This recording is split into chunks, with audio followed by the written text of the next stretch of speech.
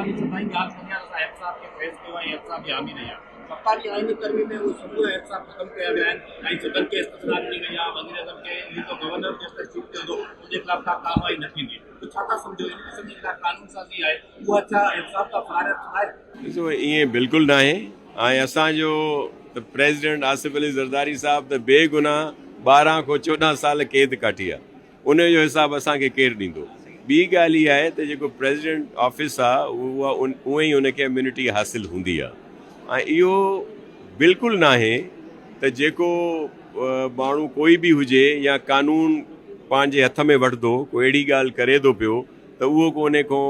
उनखे बिल्कुलु ई इम्यूनिटी ईअं न आहे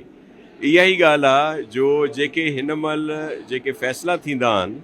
उन्हनि जे ते वरी हिकिड़ो खामखा जो वरी नई ॿी गवर्नमेंट ईंदी आहे त उन में कुझु न कुझु कढंदी आहे इन ॻाल्हि जी इम्यूनिटी आहे बाक़ी को बि माण्हू का अहिड़ी ॻाल्हि कंदो त उहो पंहिंजो फेस कंदो उन्हनि ॻाल्हियुनि ॾिसो सिंध जो पैगाम ई अमन ऐं मोहबत जो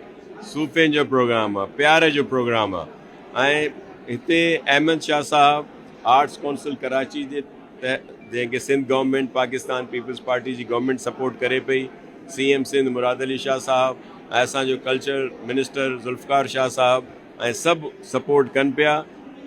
39 ॾींहंनि ताईं इहे फेस्टिवल आहे ऐं दुनिया जा 142 मुल्कनि जा वॾा वॾा फ़नकार वॾा वॾा नाला हिते आयल आहिनि ऐं जेके रोज़ प्रोग्राम थियनि पिया इहो सॉफ्ट इमेज जेको आहे सिंध जो इहो पूरी दुनिया में वञे पियो